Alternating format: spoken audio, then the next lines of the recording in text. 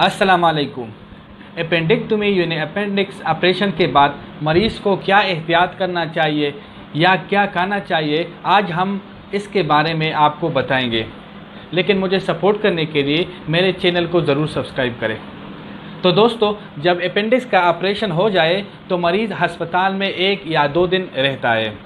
Appendix के मरीज़ को ऑपरेशन के 12 घंटे बाद उठने और चलने के लिए हौसला देना चाहिए ताकि वो मुख्तसर चलना फिरना शुरू करे। इसके अलावा खाने में नरम ग़िज़ा जैसे दूध, पानी, कावा, फिरनी, यखनी, केक और खिचड़ी वगैरह खाना शुरू कर सकते हैं।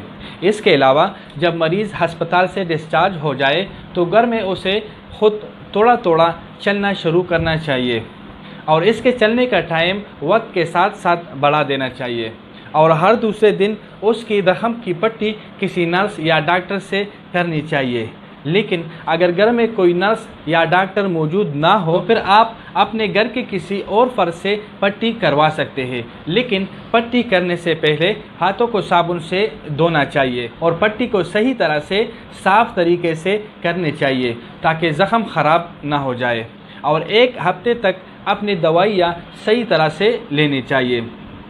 अपेंडिक्स के मरीज़ को ऑपरेशन के दिन से 7 से 10 दिन बाद टांकों को अपने डॉक्टर से खुलवाने चाहिए और इसके बाद अपने रोज़मर्रा का खुराक खाना शुरू कर सकते हैं और अगर गुस्ल की ज़रूरत हो तो वो भी कर सकते हैं। इसके अलावा अपेंडिक्स के मरीज़ तकरीबन 1 महीने बाद अपने रोज़मर्रा के काम शुरू कर सकते हैं।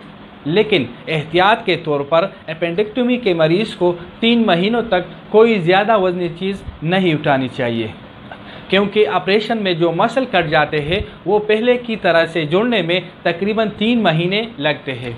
इसके अलावा जब आप बिल्कुल ठीक हो जाएं और आपको खुदा न खास्ता कुछ अरसा बाद दोबारा वही अपेंडिक्स की जगह पर दर्द हो जाए तो आपको ये बात याद रखनी चाहिए कि ये अपेंडिक्स का दर्द नहीं हो सकता, वो किसी और वजह से हो सकता है क्योंकि जब अपेंडिक्स को एक बार जिस्म से रिमूव किया जाए तो वो दोबारा नहीं उगता।